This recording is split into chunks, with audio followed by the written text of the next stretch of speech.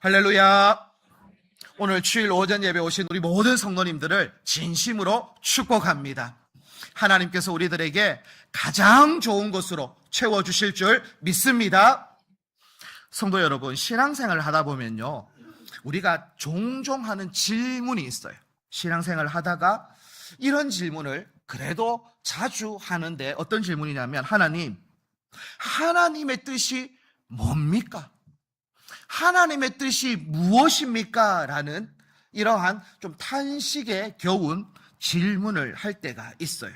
특별히 자녀의 진로 가운데에, 또한 직장을 선택할 때든, 또한 중요한 결정 가운데에 있을 때든, 아니면 고난 가운데 있을 때 우리는 하나님의 뜻이 무엇입니까? 라는 이러한 물음을 종종 하기도 합니다. 자, 그렇다면 과연 하나님의 뜻은 뭐냐라는 것이죠. 성경에서는요, 하나님의 뜻을 크게 두 가지로 구별한다라는 것을 아셔야 돼요. 자, 먼저는 하나님만 아시는 뜻이 있습니다. 자, 이것을 칼빈은 숨겨진 뜻이다라고 표현을 했어요. 자, 하나님만 아는 뜻이 있다라는 거예요. 그러니 칼빈은 숨겨둔 뜻, 감춰진 뜻이다라고 표현할 수 있죠. 그러니 이것은 하나님만 아는 거예요. 인간은 모른다라는 것이죠. 그래서 하나님은 우리에게 감춰두시고 우리에게 숨겨두신 하나님만 아시는 뜻이 있어요. 우리는 하나님의 그 뜻을 알 수 없습니다. 그리고 하나님께서 알려주신 것만 우리는 알 수 있는 것이죠. 그러니 우리의 미래에 대해서 그 누구도 우리는 모른다라는 것이죠. 자, 다른 하나는 어떤 거냐면, 하나님의 뜻에는 이미 알려주신 뜻이 있다라는 거예요. 알려주신 뜻. 자, 이것은 칼빈은 어떻게 표현했냐면, 하나님만 아는 이 뜻을 숨겨진 뜻이라고 했는데, 칼빈은 알려주신 뜻을 계시된 뜻이다라고 표현을 합니다. 계시되어진 뜻. 그러니까 이미 하나님께서 알려주신 거예요. 모든 사람들에게 이것은 하나님의 뜻이다라는 것을 다 숨겨둔 게 아니라 오픈했다라는 것이죠. 특별히 성경을요, 우리는 특별 계시다라고 표현을 합니다. 그러니 하나님은 우리에게 하나님의 뜻을 알려주셨는데, 무엇을 통해서 알려주셨는가? 성경을 통해서 하나님의 뜻을 알려주셨어요. 그러니 하나님이 누구이신가는 성경을 통해서 알 수 있어요. 예수님이 누구이신가? 성경을 통해서 알 수 있어요. 그리스도인이 어떻게 살아가야 하는가? 성경을 통해서 알 수가 있어요. 그러니 우리는 감춰지고 숨겨진 뜻을 자꾸 찾으려고 애쓰면 안 돼요. 그거는 하나님이 원하는 신앙생활이 아니에요. 하나님이 숨겨뒀어요. 감춰뒀어요. 근데 자꾸 그걸 찾으려고 하고 해석하려고 하고, 그렇게 신앙생활을 하는 사람은 자칫 잘못하면 위험하게 되어집니다. 아주 위험해요. 그러니 자꾸 쓸데없는 곳을 찾아가요. 내 미래가 어떻게 되겠습니까? 내 상황이 풀리겠습니까? 안 풀리겠습니까? 약간 점집을 찾아다니듯이 막 찾아다니기 시작한다는 거예요. 숨겨진 뜻을 우리는 알려고 해서는 안 돼요. 자, 그렇다면 우리가 하나님의 뜻은 이미 알려진 뜻이 뭡니까? 성경을 통해서 알 수 있죠. 그러니 우리의 신앙생활에 있어서 중요한 질문은 무엇이냐면, 하나님의 뜻이 무엇입니까? 라는 것을 묻기보다는 이미 알려주신 하나님의 뜻에 내가 순종하고 있습니까? 라는 것을 물어봐야 되는 거예요. 그러니까 숨겨진 뜻을 자꾸 찾으려고 애쓰는 게 아니라 이미 알려주신 그 뜻에 나는 순종하고 있는가가 신앙에 있어서 아주 중요한 초점이요, 관심이 되어져야 돼요. 그래서 오늘 말씀은 숨겨진 뜻을 아는 게 아니라 알려주신 뜻이 특별히 세 가지가 있는데, 이것을 어떻게 순종해야 되는지를 알려주는 본문이 오늘 말씀인데, 특별히 우리에게 주어지는 항상 기뻐하라, 쉬지 말고 기도하라, 범사에 감사하라라는 이미 알려주신 이 뜻을 잘 순종할 수 있는 우리 한 분 한 분 다 되어지기를 주님의 이름으로 축복합니다. 자, 그래서 우리가 좀 구체적으로 한 가지씩을 살펴보려고 하는데, 첫 번째는 기쁨은 감정이 아니라 위치다라는 거예요. 이게 무슨 말인가? 자, 하나님은 하나님의 뜻을 알려주면서 가장 먼저 항상 기뻐하라라고 말씀을 하고 있어요. 자, 기쁨은 너무나 중요합니다. 왜 그러냐면 기쁨을 잃으면요, 믿음도 함께 식어가기 때문에 그래요. 그래서 이 기쁨을 회복하고 기쁨을 유지하는 것은 너무나 신앙생활 가운데 중요한 하나의 기준점이 되어집니다. 성도 여러분, 우리가 신앙생활 하다 보면요, 이 믿음이 그냥 한 방에 팍 식어지는 경우는 잘 없어요. 서서히 식어지고 서서히 무너지는 것이죠. 그래서 처음에 우리의 이 마음에 작은 불평 하나가 탁 심기면요, 처음에는 크게 요동되어지지 않아요. 하지만 우리의 마음에 이 작은 불평 하나가 마음에 들어오고 점점 자라기 시작하면 우리 안에 어떤 마음이 생기냐면 하나님과 멀어지게 되어집니다. 하나님과 소원해지게 되어지는 거예요. 그러다 보니 내 안에 기쁨은 점점 사라지는 거예요.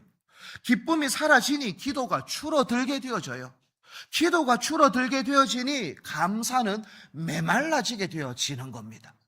이것이 기쁨의 역할인 거예요. 기쁨이 유지되어지면 당연히 기도를 하게 되어져요. 기도를 하기 시작하면 우리 안에 있는 감사의 열매는 주렁주렁 맺히게 되어지는 거예요. 그래서 기쁨은 중요합니다. 그래서 항상 기뻐하라라고 사도 바울은 우리에게 권면하는데, 여기서 말하는 항상이라는 단어는 어떤 단어냐면 모든 날을 의미합니다. 모든 날. 항상이라는 것은 좋은 날만 이야기하는 게 아니라 슬픈 날도 포함되는 거예요. 건강한 날도 있지만 병든 날도 포함이 되는 거고, 형편이 넉넉한 날도 포함되지만 경제적으로 어려워진 날도 포함되어지는 거예요. 근데 이 모든 날 항상 기뻐하라라고 이야기를 하고 있어요. 이것은 너무나 부담되어지는 말이기도 합니다. 그리고 과연 이 말씀대로 살 수 있을까라는 의문이 생기기도 하죠. 그런데 더 사도 바울은 기뻐하라라는 이 말씀을 통해서도 더 우리의 가슴을 답답하게 합니다. 왜 그러냐면 기뻐하라라는 이 단어를 문법적으로 보면 현재 명령형이에요. 항상이라는 것은 좋은 날 기뻐하는 것은 쉬운데 슬픈 날 기뻐하고 고난당할 때 기뻐하는 것은 어렵잖아요. 그런데 여기서 말하는 기뻐하라라는 것은 한 번만 기뻐하는 게 아니라 지속적이고 계속 기뻐하라라는 그러한 의미가 되는 거예요. 그러니 우리는 이 말을 들으면요, 가슴이 답답해지고 고구마 100개 먹은 것 같이 너무나 답답한 거예요. 이건 도저히 할 수가 없는 것 같거든요. 그래, 까짓것 슬프고 고난 가운데에 실패 가운데에 힘든 가운데에 그냥 한 번만 감사하라고 하면, 그러니까 한 번만 기뻐하라고 하면, 그러면 까짓것 할 수 있단 말입니다. 그냥 눈 딱 감고 이 꽉 깨물고. 그런데 이거를 지속적으로 계속 한다는 것은 아무리 생각해봐도 불가능한 것 같아요. 그런데 이 불가능하다라는 것을 예수님이 왜 이야기하셨을까? 왜 하나님은 우리에게 명령하셨을까? 그건 불가능하지 않기 때문에 그런 거예요. 자, 그렇다면 어떻게 하면 항상 기뻐할 수 있는가? 그 비법이 뭔가? 자, 오늘 본문에는 없지만 빌립보서 4장 4절에는 그 비법을 이야기해 줍니다. 우리 다 함께 한번 읽어보도록 하겠습니다. 시작. 아멘. 자, 여기서 사도 바울은 그냥 기뻐해라 이렇게 이야기한 게 아니라 전제를 깔아두고 있습니다. 전제. 주 안에서 기뻐해라 이렇게 이야기를 하고 있어요. 자, 이게 어떤 말이냐면 기쁨의 근원은 환경이 아니라 주님이다라는 이야기를 하고 있는 거예요. 자, 다시 말하면 내가 어떤 환경에 있느냐보다 누구 안에 있느냐가 더 중요하다라는 이야기예요. 기쁨이요, 환경을 통해서 주어지는 감정이라면 취업에 성공하고 대학에 입학하고 어떠한 것을 성공을 이루면 우리는 당연히 기뻐하겠죠. 하지만 이게 감정이라면 떨어졌다, 시험에서 떨어지고 취업이 안 되어지고 실패하고 그랬을 때는 절대 기뻐할 수가 없어요. 감정이라면 그렇다라는 거예요. 그러니 오늘 말씀은 기쁨이라는 것은 감정이 아니라 무엇을 이야기하냐면 위치다라는 이야기를 하고 있어요. 자, 이걸 제가 우리 집 아이로 한번 설명을 한번 해보려고 합니다. 저희 집 아이 삼형제가 있는데 막 뛰어놉니다. 막 뛰어놀다가 막 넘어졌어요. 특히나 우리 교회 앞마당에서 뭐 킥보드 타다가 넘어졌어요. 넘어지면 무릎이 까집니다. 철과상을 입어서 약간 피가 막 납니다. 그럴 때 제가 그 모습을 보고 가장 먼저 하는 행동 중에 하나가 뭐냐면 그 아이를 안아요. 그 아이를 안고 상처도 보면서 다독다독 그려줍니다. 엉엉 웁니다. 아프다고 죽는다고 막 엉엉 울어요. 근데 그때 안아서 한 5분이든 아니면 몇 분이라도 다독다독 하면 울음을 거쳐요. 울음을 거칩니다. 생각해 보시면 상처가 다 나아서 울음을 거쳤습니까? 아니요, 상처는 그대로 있어요. 이제 집에 들어가서 연고 바르고 데일밴드 붙여야 돼요. 하지만 아빠 품에 안겼을 때 그 아이의 마음에는 상처는 그대로 있지만 마음에 그냥 진정이 되어지는 거예요. 그냥 아빠 품이라는 그 곳 가운데에 있기 때문에 찾아오는 평강, 평안 이런 것이 있으니 진정이 되어지는 것과 같이 오늘 하나님은 우리에게 뭘 이야기하냐면 우리의 삶에서 상처가 있죠. 우리의 삶에서 문제가 있어요. 우리의 삶에서 고난이 있어요. 고난이 없어서 기뻐하라가 아니라 고난은 분명히 있습니다. 어려움이 분명히 있고 상처가 분명히 있어요. 그런데 주님 안에 거하면 기뻐할 수 있다라는 이야기를 하고 있는 것이죠. 주님이 나와 함께 하기 때문에 기뻐하는 거예요. 주님이 나를 붙잡아 주기 때문에 기뻐할 수 있는 거예요. 주님이 끝까지 우리를 버리지 않고 나를 안아주고 있기 때문에 우리는 기뻐할 수 있는 거죠. 성도 여러분, 여기서 말하는 항상 기뻐하라는 것은 주님께 붙어 있는 삶을 살아라라는 이야기를 하고 있는 거예요. 주님 안에 거하면 내 주변에 있는 환경은 그대로 똑같아요. 우리의 상황은 변화된 게 한 개도 없어요.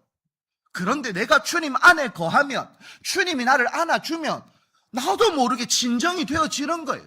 그 전에 상황을 보고 환경을 볼 때는 탄식하고 좌절하고 낙심하고 원망과 불평과 짜증만 있었는데 주님 안에 그냥 거하고 있으니 나도 모르게 짜증은 사라지고 나도 모르게 상처는 그대로 있지만 내 안에 평강이 찾아오더라라는 이야기를 하고 있는 거죠.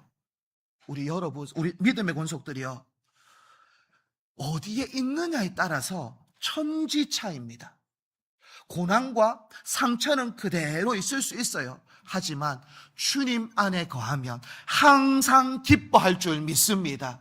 그래서 늘 주님께 붙어 있는 인생, 주님 안에 거하는 인생, 주님의 손 잡고 한 걸음 한 걸음 걸어갈 수 있는 우리 모든 성주중앙의 권속들이 다 되어지기를 주님의 이름으로 축복합니다. 두 번째는 기도는 행위가 아니라 관계다라는 이야기를 하고 있어요. 자, 17절에 쉬지 말고 기도하라라고 이야기를 합니다. 이 말을 들어도 똑같이 우리들의 마음에는 답답함이 밀려오고 그냥 물음표가 수백 개가 생깁니다. 아니, 어떻게? 기도할 수는 있어. 그런데 쉬지 말고 어떻게 기도해? 이게 과연 가능한가? 아니, 나는 밥도 먹어야 되고 잠도 자야 되고 일도 해야 되는데 어떻게 24시간 쉬지 않고 기도할 수 있나? 이거는 인간으로서는 불가능해. 이건 하나님이 잘못 말씀하신 거야 라고 이야기할 수 있죠. 자, 그런데 쉬지 말고라는 단어를 우리가 정확하게 이해하면 아하라는 게 생깁니다. 자, 쉬지 말고라는 단어를 헬라어로 보면 이러한 의미가 있어요. 끊어지지 않는다, 중단하지 않는다, 계속 이어지게 해라, 뭐 이러한 의미가 있는데 이렇게 그냥 의미만 들으면 좀 헷갈려요.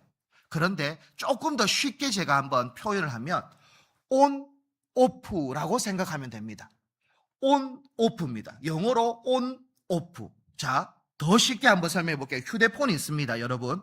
휴대폰을 오프 상태, 전원이 꺼져 있는 상태를 생각해 보고 그러면서 이것을 전원을 on 하면 어떻게 되어지냐면 이 전화기는 이제 켜졌어요. 켜지고 기지국과 연결되어집니다. 인터넷이 연결되어집니다. 그러니 우리는 온되어져 있는 상태에서 전화가 하고 싶을 때 전화를 걸기도 합니다. 또 나를 찾기 위해서 전화를 걸어오기도 하죠. 그러니까 전화를 받기도 합니다. 또 어떨 때는 유튜브를 시청하기도 합니다. 온 상태가 되어진다. 자, 이게 어떤 의미입니까? 연결되어진다라는 의미예요. 자, 쉬지 말고라는 것은 그냥 계속 입술로 눈 뜨고 하나님, 하나님, 하나님, 하나님 이렇게 말하라는 게 아니라 하나님과 온전하게 연결되어진 상태를 이야기하고 있는 것이죠. 그러니까 쉬지 말고 기도하라는 것은 우리의 주파수가, 우리의 신호가 하나님께 연결되어진 상태예요. 그러니까 이것이 끊어지지 않아야 하는데 끊임없이 연결만 되어져 있으면 직장 가운데서 일을 해도요, 하나님을 의식하면서 살아가는 거예요. 아니, 농사를 지으면서도, 부엌에서 그렇게 밥을 지으면서도 우리는 하나님을 생각하게 되어진, 연결되어져 있으니 이 연결이 중요하다라는 거예요.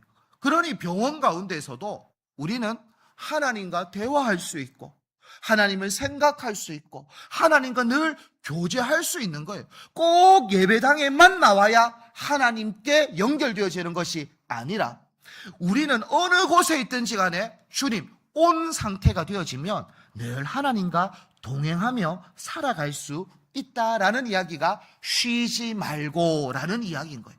저는 우리 모든 믿음의 권속들이 하나님과 연결되어져 있기를 주님의 이름으로 축복합니다. 이게 중요한 거예요. 연결되어져 있는 거. 항상 기뻐하라는 붙어 있는 거잖아요. 그러니까 똑같아요. 이것도 하나님하고 붙어 있고 연결되어져 있는 삶을 살 때 우리의 모든 것이 기도가 되어지는 것이죠. 자, 그러면서 기도에 대한 이야기를 하잖아요. 쉬지 말고 기도하라. 그러니 우리에게는 부담감이 생겨요.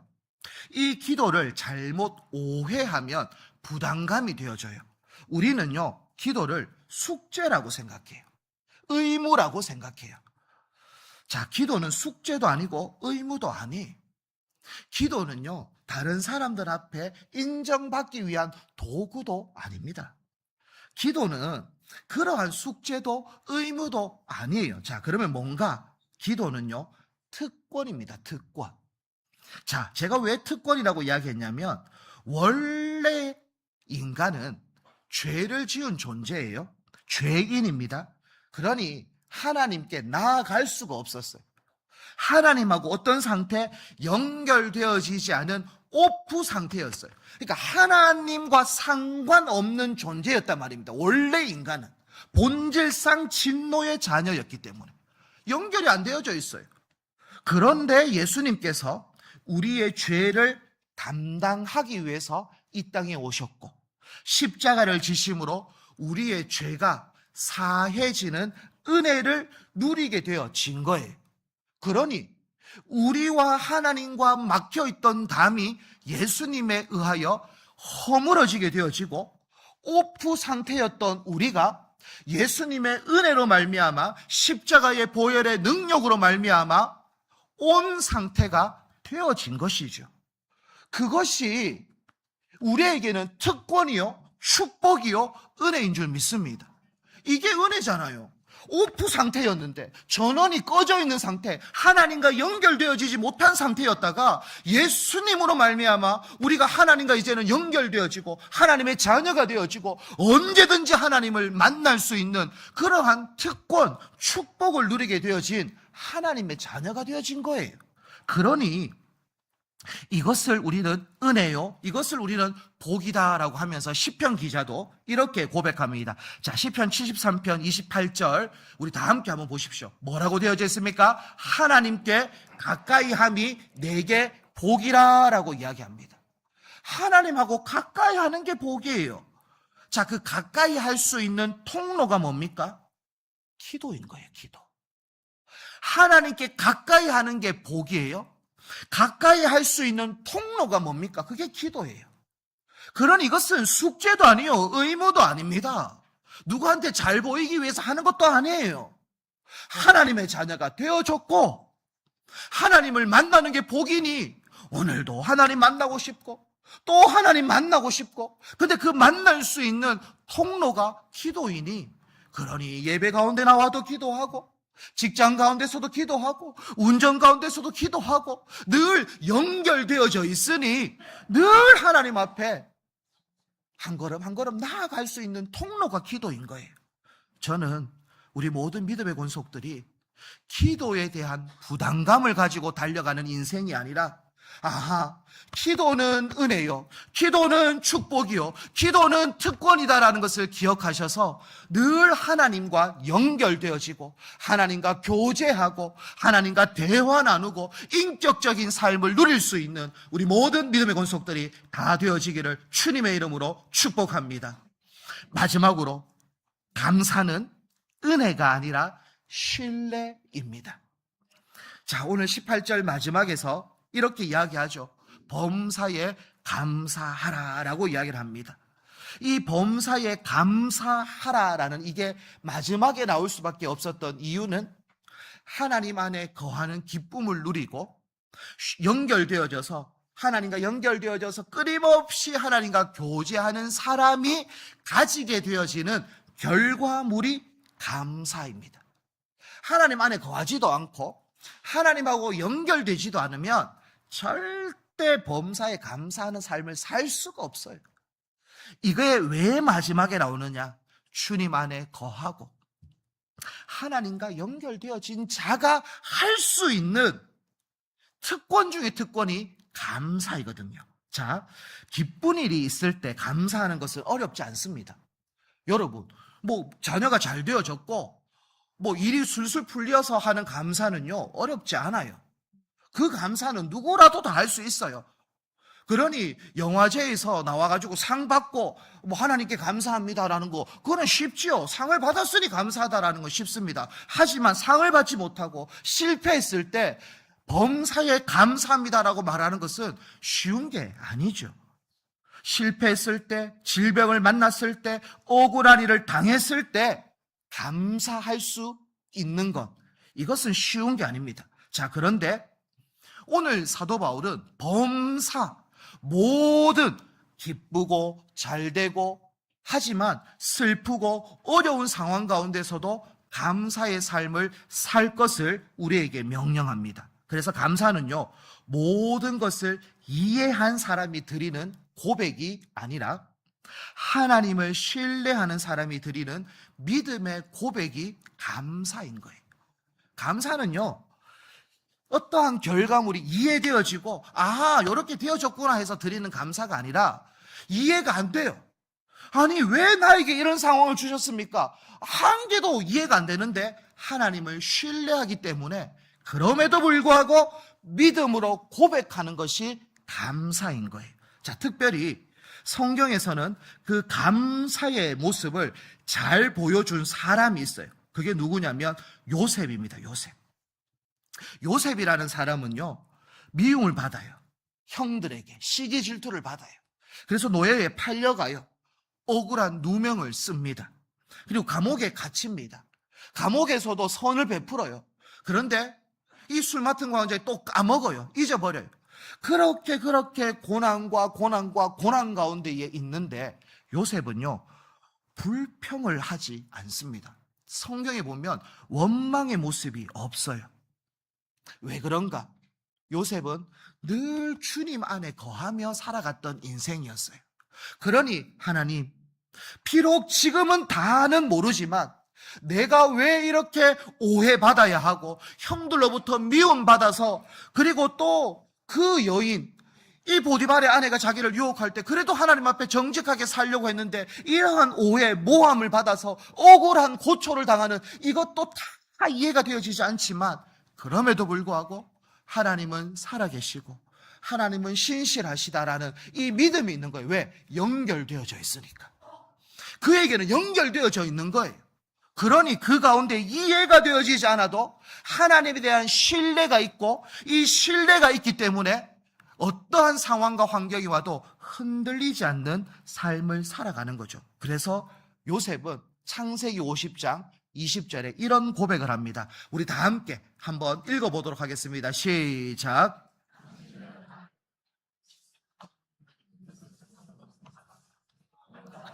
많은 생 구원하게 하시려 하셨나니 아멘.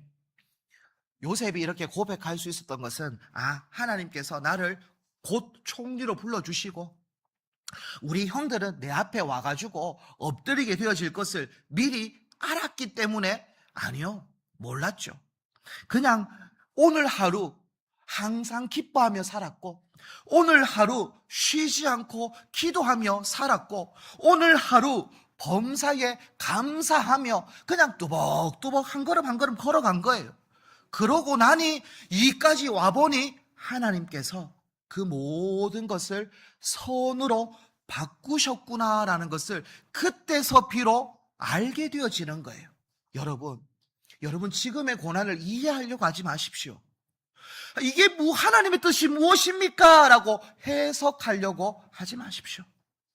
고난과 어려움은 우리가 이해하고 해석하려고 하면 안 돼요. 우리가 온전히 붙들어야 할 것은 하나님은 살아있다. 하나님은 신실하다. 하나님의 자녀를 하나님은 절대 버리지 않는 선한 분이다. 이것만 계속 다짐하는 거예요.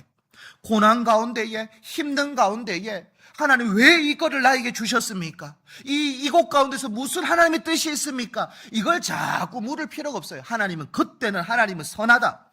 하나님은 신실하다. 하나님은 실수하지 않는다. 하나님은 전능하다. 하나님은 나를 무조건 도와주실 것이다. 그러한 믿음의 뿌리를 계속 내려야 되는 거예요.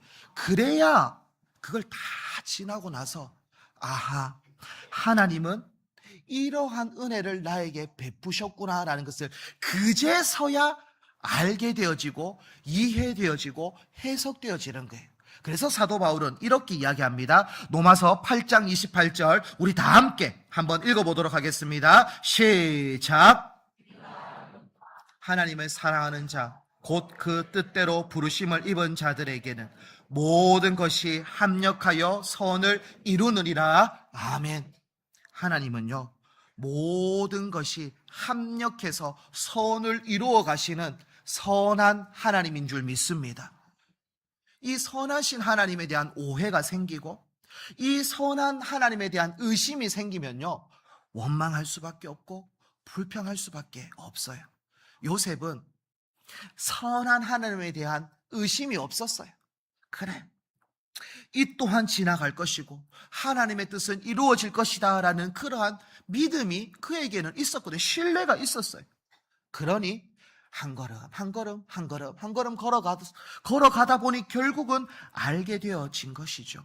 우리 믿음의 권속들이요, 요즘 여러분들 가운데에 어렵고 힘든 상황이 있습니까? 그것을 이해하고 해석하기보다는 하나님께 맡길 수 있기를 축복합니다. 하나님은 도와주십니다. 하나님은 합력하여 선을 이루어 가시는 신실하신 분입니다. 우리도 육체의 부모도 자녀가 돌을 달라고 하는데 떡을 달라고 하는데 돌을 주는 그런 부모가 없잖아요. 생선을 달라고 하는데 뱀을 주는 그런 부모가 없잖아요. 하물며 하늘에 계신 하나님 아버지께서 우리에게 그 고난과 그 힘든 가운데 우리를 내버려 두시겠습니까? 아니요. 우리를 지켜주시고 우리를 붙잡아 주신다라는 이 믿음을 가지고 오늘 하루도 승리하며 살아가는 우리 한 분 한 분 다 되어지기를 주님의 이름으로 축복합니다. 우리 함께 우리 행복이라는 찬양하며 또 또 우리 기도하며 나아가기를 원합니다. 우리가 살아가는 이 모든 것이 행복이에요. 하나님과 연결되어져 있는 것이 행복이에요. 주님 안에 거하는 것이 행복이에요. 그러니 행복합니다. 하나님 앞에 감사와 찬양을 올려드릴 수 있는 우리들 되었으면 좋겠습니다. 함께 찬양합니다.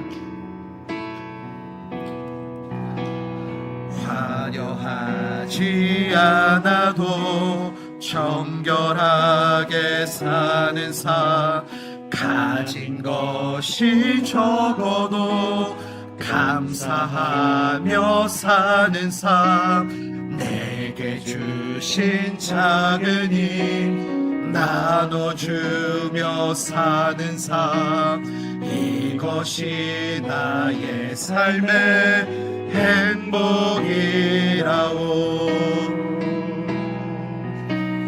눈물 날 일 많지만 기도할 수 있는 것, 억울한 일 많으나 주를 위해 참는 것, 비록 짧은 작은 삶 주 뜻대로 사는 것, 이것이 나의 삶의 행복이라오. 이것이 행복, 이것이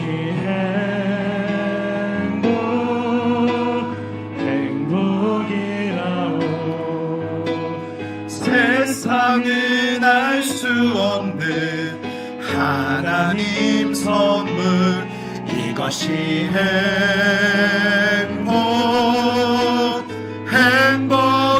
행복이라오.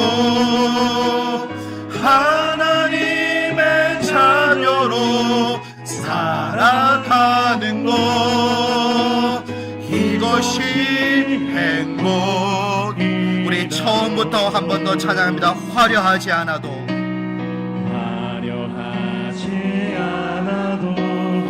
정결하게 사는 삶, 가진 것이 적어도 감사하며 사는 삶, 내게 주신 작은 힘 나눠주며 사는 삶, 이것이 나의 삶의 행복이라고. 눈물 날 일 많지만 기도할 수 있는 것, 억울한 일 많으나 주를 위해 참는 것, 비록 짧은 작은 삶 주 뜻대로 사는 것, 이것이 나의 삶의 행복이라오. 이것이 행복이라오. 이것이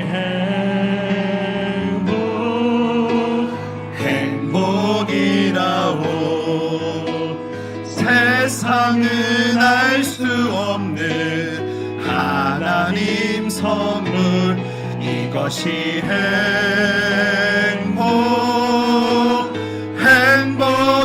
행복이라오.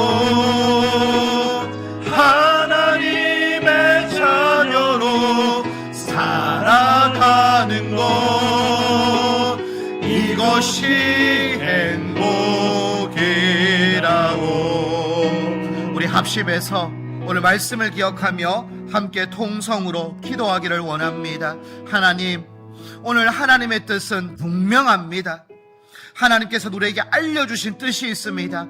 항상 기뻐하라, 쉬지 말고 기도하라, 범사에 감사하라 라고 하나님께서는 알려주셨는데, 주여 늘 기뻐하게 하여 주시고 늘 쉬지 않고 기도하게 하여 주시고 범사에 감사할 수 있는 우리들 되어질 수 있도록 인도해 달라고 우리 주님 세 번 찾고 통성으로 기도하도록 하겠습니다. 주님 찾습니다. 주여 주여 주여. 하나님 아버지여, 오늘 우리는 하나님의 뜻을 배우고 하나님의 뜻을 깨닫고 나아갑니다. 하나님 숨겨진 뜻을 찾는 자가 아니라 이미 알려주신 하나님의 뜻 항상 기뻐하며 범사에 감사하며 쉬지 말고 기도하는 우리가 다 되어지게 하여 주시옵소서. 늘 주님 안에 거하게 하여 주시고 주님과 연결되어지게 하여 주시고 하나님 신뢰하며 믿음의 뿌리를 내리며 한 걸음 한 걸음 걸어갈 수 있는 우리들 되어질 수 있도록 주여 축복하여 주시옵소서. 그래서 하나님 아버지 우리의 삶이 기쁨이 흘러넘치게 하여 주시고 기도가 흘러넘치게 하시고 감사가 흘러넘칠 수 있도록 주여 인도하여 주시옵소서. 오직 주만 바라봅니다. 주님만 의지하며 나아갑니다. 하나님 역사하여 주시옵소서. 하나님 도와주시옵소서. 주여 이끌어 주시옵소서. 믿음으로 나아갈 수 있도록 주여 축복하여 주시옵소서. 성령 하나님 도와주시고 성령 하나님 역사하여 주시고 온전히 하나님과 함께 승리하며 믿음으로 나아갈 수 있도록 인도하여 주시옵소서. 주여 도와주시옵소서. 하나님 아버지 오늘 우리에게 말씀으로 우리를 깨닫게 해주신 것 감사합니다. 특별히 하나님 늘 하나님의 뜻을 알고 싶어 하지만 하나님께서는 이미 말씀으로 우리에게 살아갈 길을 보여주셨다라는 것을 기억하며 보여주신 하나님의 뜻을 순종하는 우리들 될 수 있도록 인도하여 주시옵소서. 특별히 어떤 환경 속에서도 주님 안에 거하는 인생, 그래서 늘 항상 기뻐하는 믿음의 권속들 될 수 있도록 인도하여 주시옵소서. 또한 기도를 의무가 아니라 특권으로 여기며 날마다 하나님께 가까이 나아가는 믿음의 권속들 될 수 있도록 축복하여 주시옵소서. 또한 이해가 되지 않는 현실 앞에서도 선하신 하나님을 끝까지 신뢰하며 범사에 감사하는 우리들 될 수 있도록 축복하여 주시옵소서. 모든 것을 주님의 손에 올려드리며 예수님의 이름으로 기도합니다. 아멘.